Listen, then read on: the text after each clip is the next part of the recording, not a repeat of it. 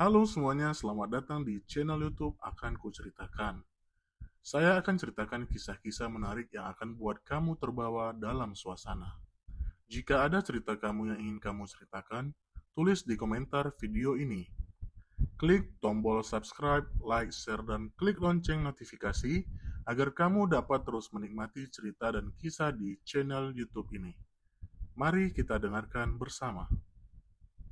Di sebuah kota kecil yang terletak di pinggiran, lahir seorang anak yang dihadapkan pada tantangan hidup yang jauh lebih berat daripada kebanyakan orang. Ia bernama Agus, seorang remaja yang lahir tanpa kedua tangan namun memiliki tekad yang sangat kuat untuk bertahan hidup dan menunjukkan kepada dunia bahwa keterbatasan fisik tidak menghalanginya untuk mencapai tujuannya.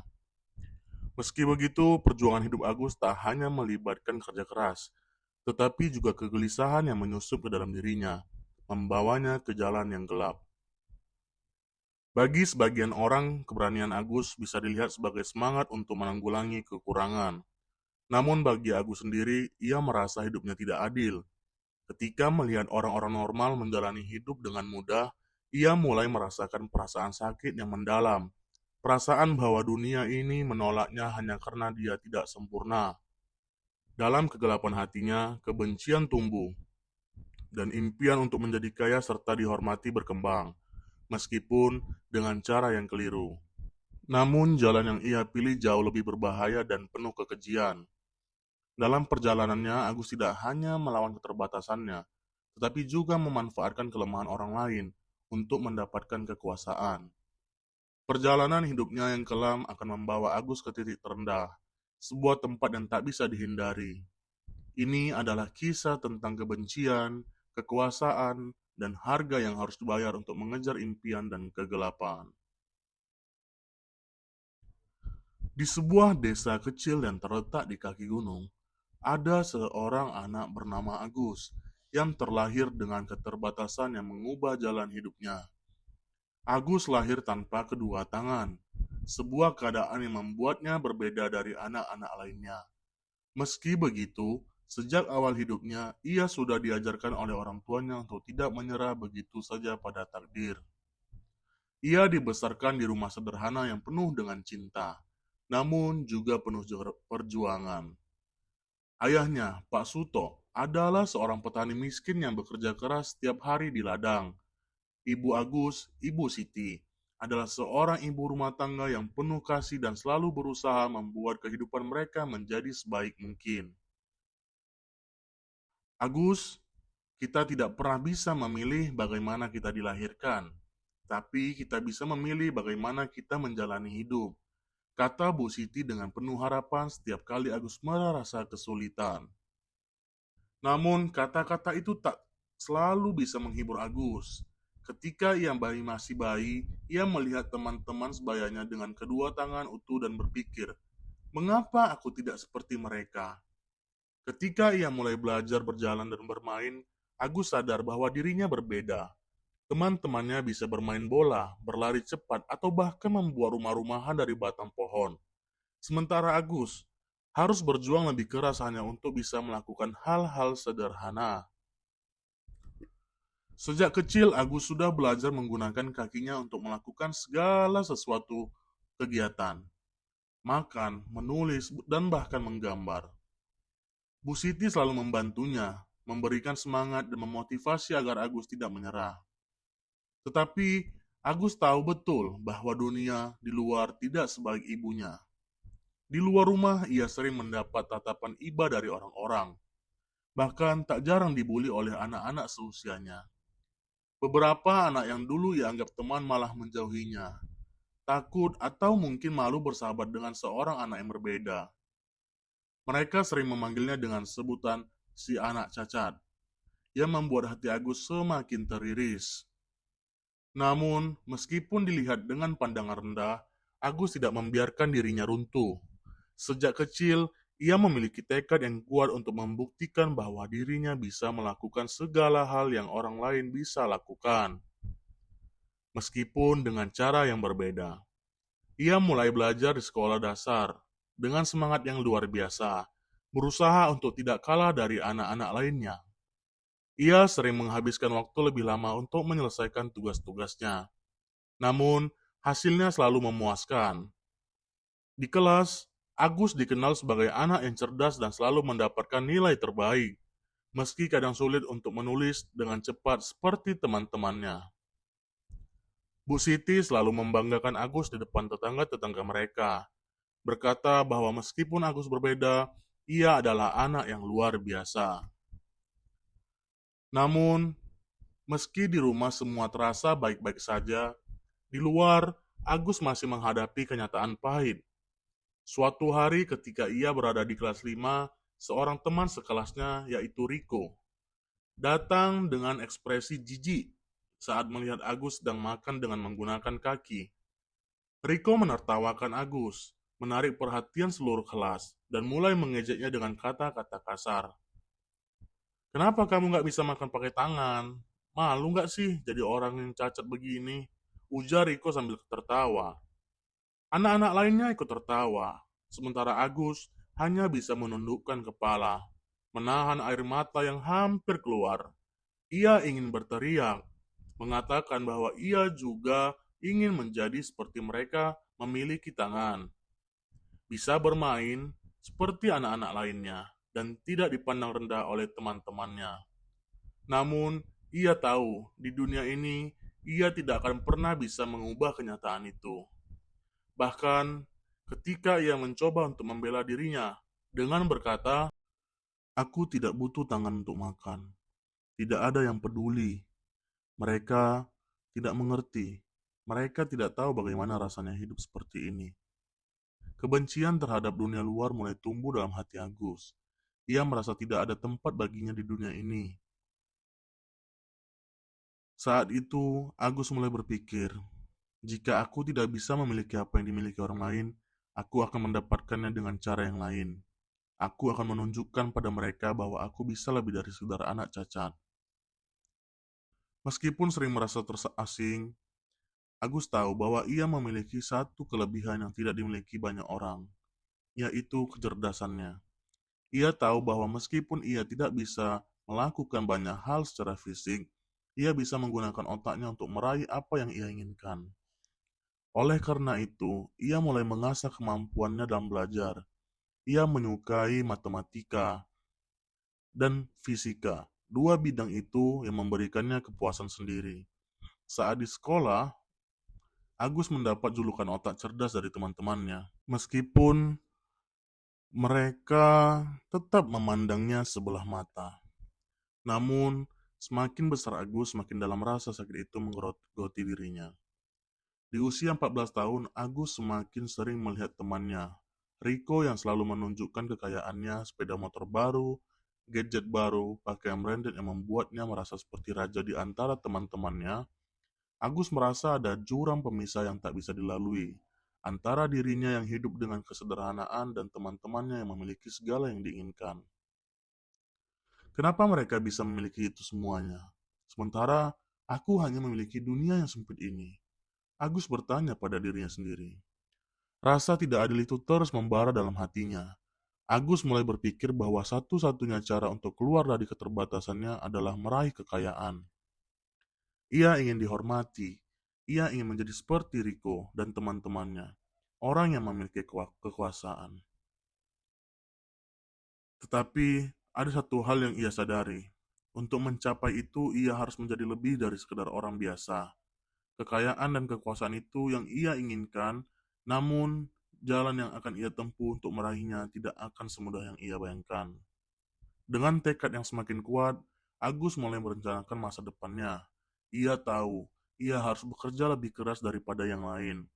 Namun, dalam hatinya, ia mulai merasakan dorongan untuk mencapai tujuan yang lebih besar. Bahkan jika itu berarti ia harus mengambil jalan yang lebih kelam. Agus ingin mengubah takdirnya, dan tak ada yang bisa menghentikannya.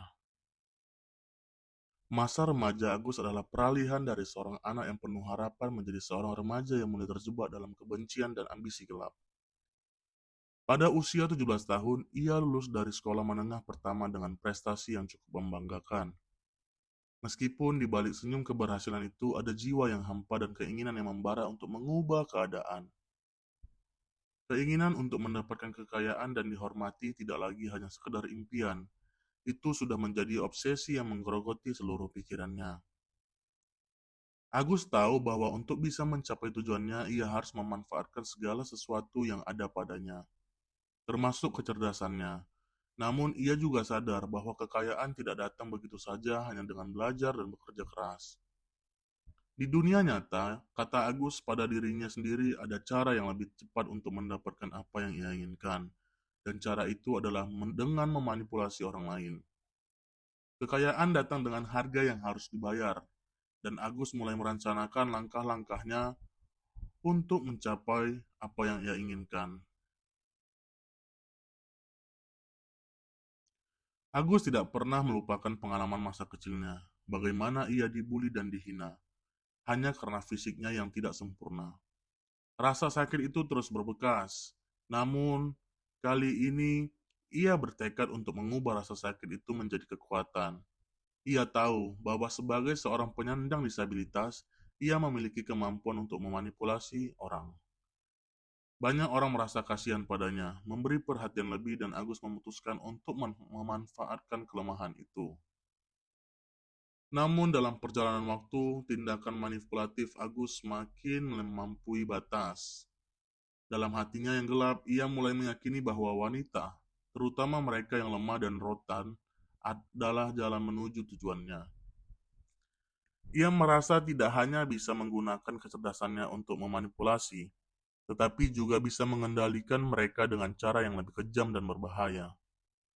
Agus mulai mencari wanita-wanita yang lebih muda, yang mudah dimanipulasi, mereka yang sedang mencari perhatian atau kasih sayang, atau mereka yang merasa tertekan oleh dunia.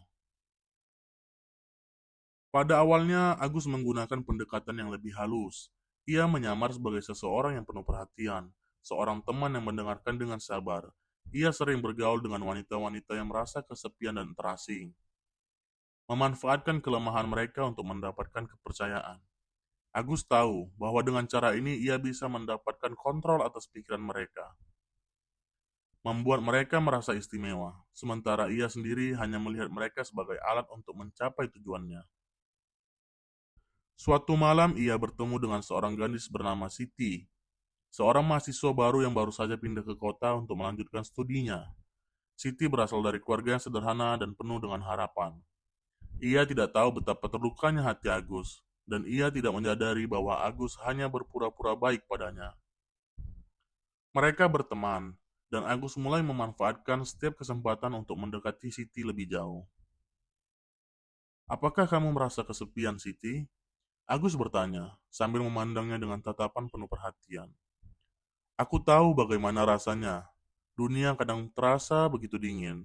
Aku ingin membantu kamu, merasa diterima, merasa dihargai. Siti yang jauh dari keluarga yang merasa terasing di kota besar merespon dengan positif. Agus tahu bahwa ini adalah kesempatan yang tak boleh dilewatkan. Ia memberi Siti perhatian yang sangat dibutuhkannya, menjadikannya teman dekat, seseorang yang bisa berbicara tentang segala hal, tanpa menghakimi. Mereka menghabiskan banyak waktu bersama, dan seiring berjalannya waktu, Siti mulai terbuka dengan masalah-masalah pribadinya. Ia bercerita tentang betapa ia merasa kesepian, betapa dunia tampak keras dan tak adil baginya. Agus mendengarkan dengan sabar, tetapi setiap kata yang keluar dari mulut Siti memberinya kekuatan baru untuk mengendalikan hidupnya. Ia tahu bahwa dengan mendalami masalah Siti, ia bisa menemukan titik lemah yang bisa dimanfaatkan. Suatu malam, setelah beberapa bulan menjalin kedekatan, Agus mengundang Siti untuk bertemu di sebuah kafe yang sepi. Ia tahu bahwa itu adalah saat yang tepat. Keduanya duduk di meja sudut dengan lampu redup yang hanya menyinari mereka berdua. Agus mencoba meyakinkan Siti bahwa ia adalah salah satunya orang yang benar-benar peduli padanya. Bahwa ia bisa menjadi seseorang yang akan membuat Siti merasa tidak sendirian lagi. Siti yang merasa dihargai dan diperhatikan akhirnya mulai membuka hatinya. Namun ia tidak tahu bahwa Agus sudah merencanakan sesuatu yang jauh lebih gelap. Malam itu, Agus menutup pintu kesempatan dengan sebuah pertanyaan dingin, namun sangat menggoda. Siti, kamu tahu, kadang kita harus membuat pilihan sulit dalam hidup. Dunia ini bukan tempat yang mudah. Ada saatnya kita harus melakukan hal-hal yang tidak kita duga sebelumnya. Aku hanya ingin membantu kamu merasa lebih kuat. Ujar Agus dengan suara yang sangat meyakinkan. Siti tidak bisa menyadari bahaya yang mengintai. Dalam pikiran Agus, ia telah merencanakan untuk mengambil segala yang ia inginkan dari Siti. Tidak hanya kekuasaan emosional, tetapi juga fisik. Ia mulai mengancam Siti dengan kata-kata manipulatif, membuat merasa terjebak dalam jaring-jaring kebohongan yang Agus buat. Agus memanfaatkan posisi Siti yang sangat tertekan untuk melakukan tindakan yang semakin meresahkan. Beberapa hari setelah pertemuan itu, Siti mulai merasa terancam. Ia merasa ada yang tidak beres, tetapi ketika ia mencoba jauh dari Agus, Agus selalu muncul dengan alasan yang lebih meyakinkan. Mencoba meyakinkan Siti bahwa ia hanya menginginkan yang terbaik untuknya. Itu adalah permainan yang sangat licik, dan Siti yang naif akhirnya terperangkap dalam permainan ini. Agus tidak berhenti hanya dengan satu korban. Seiring berjalannya waktu, ia mulai mengincar lebih banyak wanita yang tampak rentan mereka yang hidup dalam kesepian atau tekanan emosional yang mendalam. Ia tidak lagi hanya ingin membuat mereka bergantung padanya, tetapi ia juga ingin memiliki kekuasaan penuh atas mereka. Agus makin berani dalam bertindak, dan setiap kali ia berhasil mengendalikan seorang wanita, ia merasa lebih kuat, lebih berkuasa. Namun, setiap tindakan yang ia lakukan semakin membuat Agus tenggelam lebih dalam kegelapan. Ia merasa tidak ada yang bisa menghentikannya, bahwa kekuasaan yang ia raih dengan cara-cara manipulatif dan kejam ini adalah salah satunya cara untuk mencapai tujuan hidupnya. Setiap korban yang baru ia perdaya hanya memperbesar ego dan kebencian dalam dirinya. Ia tidak lagi melihat mereka sebagai manusia, melainkan sebagai alat untuk mencapai kekayaan dan pengaruh. Tindakan Agus semakin tidak terkendali. Dalam pikirannya yang gelap, tidak ada lagi ruang untuk pertimbangan moral atau rasa empati. Dunia ini menurutnya hanya memberi sedikit ruang bagi orang seperti dirinya, yang cacat dan terbuang. Ia mulai mempercayai bahwa ia harus mengambil apa yang ia inginkan, bahkan jika itu berarti melukai orang lain. Agus merasa dirinya tak terkalahkan. Setiap langkah yang ia ambil semakin mendekatkannya pada tujuan yang ia impikan. Kekuasaan yang sangat tidak terbatas. Kontrol penuh atas kehidupan orang lain dan sebuah dunia yang menurutnya hanya bisa mencapai dengan cara ini, ia berhasil melukai, memanipulasi, dan mengendalikan wanita-wanita yang ia anggap lemah. Namun dalam hatinya ada rasa kosong yang semakin membengkak. Ia tak menyadari bahwa tindakannya semakin melangkah lebih jauh dari apa yang ia rencanakan. Ia bukan hanya mengendalikan pikiran mereka, tetapi juga merenggut kebebasan mereka. Tindakannya yang semakin brutal dan tidak terkontrol akhirnya meninggalkan jejak-jejak yang tidak bisa lagi disembunyikan. Ada satu hal yang Agus lupa. Meskipun ia pintar dan mampu memanipulasi banyak orang, ada hal-hal yang tak bisa dikendalikan, seperti rasa curiga yang tumbuh pada orang-orang di sekitarnya. Malam itu, di sebuah rumah kos yang sederhana, Siti, salah satu korban Agus, mulai merasa semakin tertekan. Setiap kali ia mencoba menjauh dari Agus, ia merasa seperti terperangkap dalam jaring yang semakin rapat. Agus selalu muncul dengan alasan yang lebih meyakinkan, menenangkan, dan mengancam dengan cara yang halus namun kuat. Siti merasa cemas, ada rasa tidak nyaman yang menghambat di dirinya setiap kali berhubungan dengan Agus. Ada sesuatu yang tidak beres, namun ia tidak tahu harus berbuat apa. Pada malam itu, Siti memutuskan untuk melawan. Setelah berhari-hari mencoba untuk melepaskan diri, ia akhirnya memberanikan diri untuk memberitahu temannya, Lina, tentang perilaku Agus yang makin membuatnya takut. Lina, yang juga sudah lama mencurigai sesuatu yang aneh, mulai memeriksa rekaman CCTV di sekitar kos mereka dan berbicara dengan beberapa penghuni lain yang melihat Agus keluar masuk dengan sikap yang mencurigakan. Mereka mulai merasa ada yang tidak beres, dan itulah titik balik pertama yang mengarah pada terbongkarnya tindakan kejam Agus. Keesokan harinya, Lina melaporkan Siti kepada seorang petugas keamanan di kampus, bersama dengan beberapa mahasiswa lain yang merasa curiga Mereka mulai menggali lebih dalam. Mereka berbicara dengan beberapa korban lain yang selama ini tak pernah berani melapor, pernah merasa takut atau terisolasi. Kejanggalan demi kejanggalan mulai terungkap.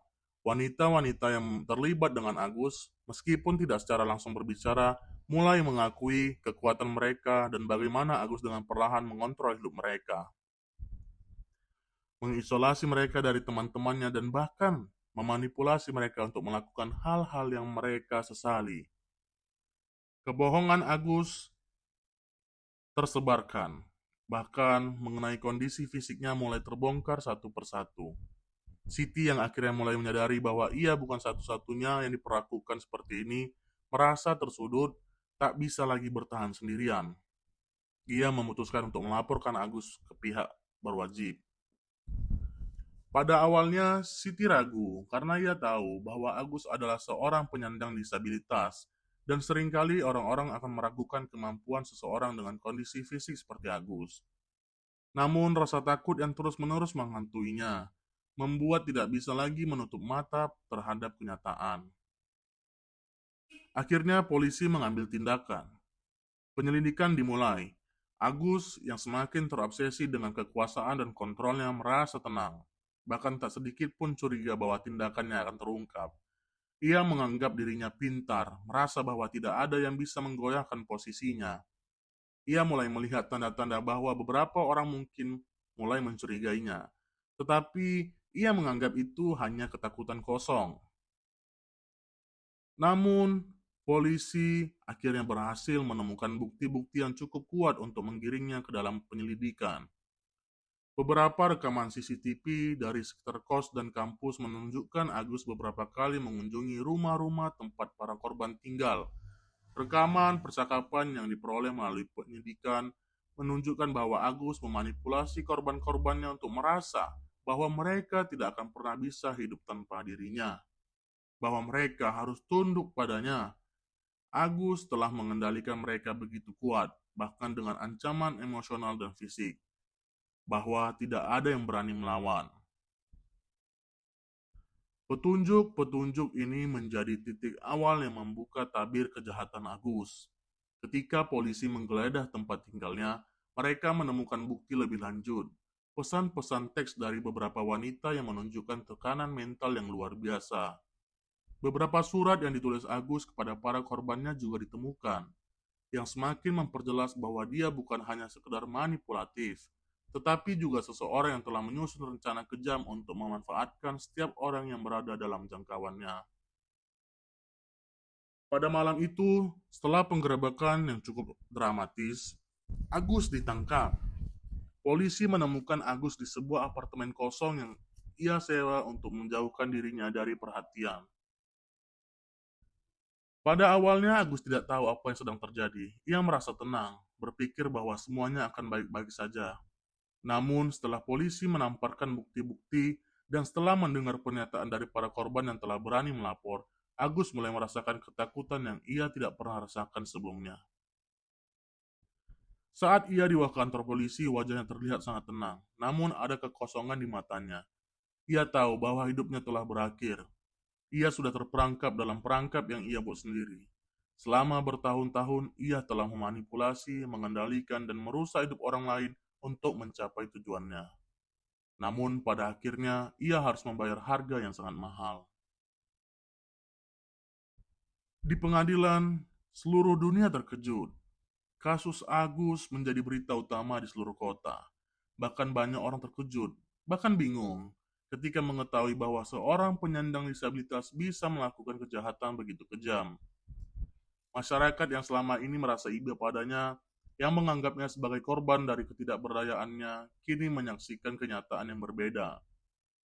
Agus yang sebelumnya dianggap sebagai sosok yang penuh potensi dan semangat, ternyata adalah predator yang memanfaatkan segala kelemahan untuk mencapai tujuannya. Di ruang sidang, Agus tidak menunjukkan penyesalan.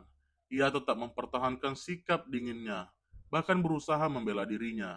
Namun, bukti yang begitu kuat dan semua orang mulai menyadari betapa besar dampak dari tindakannya terhadap korban-korbannya. Para wanita yang pernah menjadi korban Agus akhirnya mendapatkan keadilan. Meskipun luka emosional yang mereka derita akan tetap membekas selamanya. Di penjara, Agus mulai merenung. Meski ia tidak pernah mengungkapkan penyesalan sejati atas apa yang telah ia lakukan. Di dalam selnya yang sempit, ia menghadapi kenyataan bahwa ambisinya untuk mendapatkan kekuasaan dengan cara kejam telah menghancurkan hidupnya. Dalam pencariannya untuk mendapatkan kekayaan dan pengaruh, ia lupa bahwa pada akhirnya apa yang kita ambil dengan cara merusak hanya akan membawa kehancuran bagi diri kita sendiri. Dunia yang ia coba kendalikan akhirnya menghancurkan dunia yang penuh dengan ketidakadilan, namun juga penuh dengan kesempatan untuk merubah diri menjadi lebih baik. Tapi Agus memilih jalan yang kelam, dan jalan itu membawanya ke akhir yang pahit. Semoga Agus bisa merubah dengan waktu yang masih ada. Begitulah akhir dari kisah cerita ini. Jangan lupa untuk subscribe, like, share, dan klik lonceng notifikasi biar kamu dapat menikmati kisah cerita lainnya di channel Akan Kuceritakan. Sampai jumpa, bye-bye.